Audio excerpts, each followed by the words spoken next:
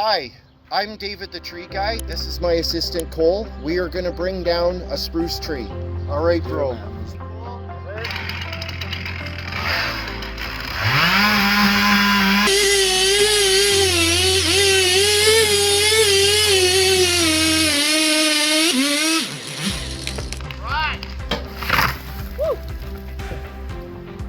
Awesome, buddy. Awesome. That was fun.